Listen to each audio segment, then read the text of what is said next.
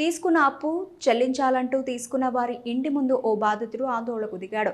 పెద్దపల్లి శాంతినగర్ కాలనీకి చెందిన బద్దం స్వరూప తన తండ్రి వద్ద అదే కాలనీలో నివాసముండే ఓ మహిళ 40 లక్షల రూపాయల అప్పు తీసుకుని తిరిగి ఇవ్వకుండా ఇబ్బందులకు గురి చేస్తూ ఉండడాన్ని నిరసిస్తూ వారి ఇంటి ముందు బైఠాయించి నిరసన వ్యక్తం చేశారు. సమాచారం అందుకున్న పోలీసులు బాధితులను పోలీస్ స్టేషన్కు తరలించి వారి నుండి ఫిర్యాదు స్వీకరించారు.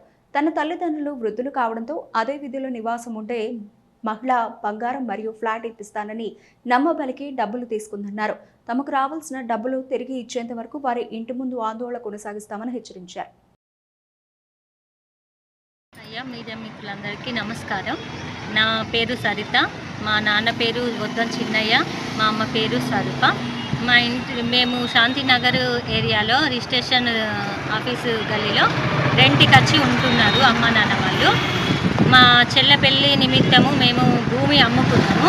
భూమి అమ్ముకున్న తర్వాత మాకు అప్పుగా డబ్బులు కావాలని తోడేటి సంధ్య బాపు మా ఇంటికి ఎప్పటికీ వచ్చుడు డబ్బులు అమ్మ వాళ్ళను మేము లేకుండా వాళ్ళను సీనియర్ సిటిజన్లను చూసి ఇద్దరిని ఒంటరిగా చూసి వాళ్ళని ఎప్పటికీ డబ్బులు అడగడం మొదలుపెట్టింది. మా డబ్బులు ఇవ్వమని అని మా అమ్మను మోసం చేసి 43 లక్షల డబ్బులు తీసుకుంది.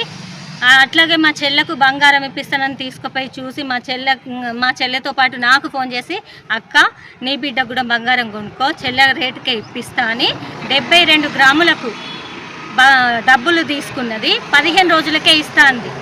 ఆ బంగారం 15 రోజులకే ఇస్తా అన్నది. ఇంతవరకు 1 గ్రాము కూడా ఇవ్వలేదు, డబ్బులు ఇవ్వలే, బంగారం ఇవ్వలే. నాకు వాళ్ళ ఇంటికి పోతే మామూలుగా నార్మల్గా మాట్లాడుకుందాం.